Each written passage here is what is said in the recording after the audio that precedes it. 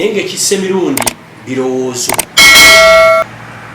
kino kiddamu Mirundi afudde birowoozo depression Mirundi okuva lyagoba mu State House tabangako na mirembe ekibadde kisinga omuluma loyalty ebbanga lyakolya President Museveni n'agobwanga embwa era ekyadde akyogera nnyo ekyadde kimuluma ekirala nti Mirundi yafunanga sente ntono nnyo mu State House eyamuddira mu bigere ne bamuwa milioni nga 14 buli mwezi bintu bimwe bibadde bimuluma Mirundi abadde mu mbeera nti ng'olumu abulwa n'amafuta agamutambuza so ekimusse birowoozo era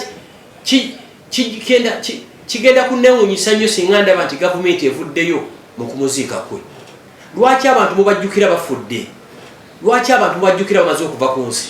Abantu mubajjukire nga bakyali ku nsi. Mirundi bulijjo bw'anoonya amafuta nga tagayina nga bw'ayagala okulya ekifi ky'enkoko olumu takisobola nga talina sente. So ndi very bitter with the government of Uganda. Kuba Mirundi teyasasulwa okusinziira ku loyalty. Teri muntu mu Uganda yali awagidde President Yoweri Museveni with total loyalty nga Tamale Mirundi oyo. Unfortunately yagobwanga mbwa. Nze era mbadde mbeera nnyo ne Mirundi nga tasobola kumala dakiika 5 nga tayogedde kigambo ekyo. Kine bangoba bwe bati Mirundi abadde talina office.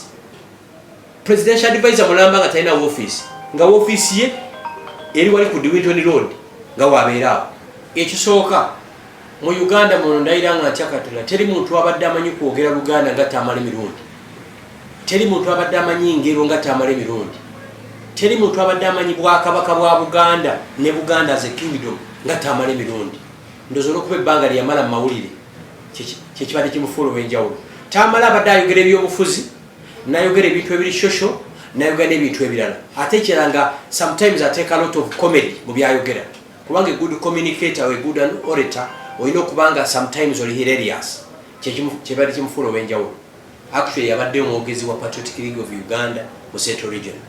Kitalo nnyo tukubagiza family ye ne tubakiza mikwano gye enjawulo eriwo erimu nti yatusoose binaffe tugenda goge mazima tusaba byonna ebyamusobako Allah amusonyiwe wakuzikibwa ekalagala ku Sunday eno kalagala kiri kalisizo Lakai district ku saa 8 ne mukama waffe Jene Muhoozi Kayini Rugaba aweereza obubaka through his Twitter or X handle nga alumiddwa nnyo omukuba mwoyo bagwanga. Era emirundi egisukka mu 3 yantuukiriranga n'aŋŋamba nti gwe wegendereze ekyo ky'Ayogedde twakifunye eno mu State House tekyabadde kirungi bajja kukwata poliisi ejja kuyita bajja kubuuza n'akataano ebigambo ebyo byegendereze nga andabula nnyo awo twasinga okwataganira naye nga ffe wano mu Buganda tufiiriddwa omuntu ayogera endowooza ye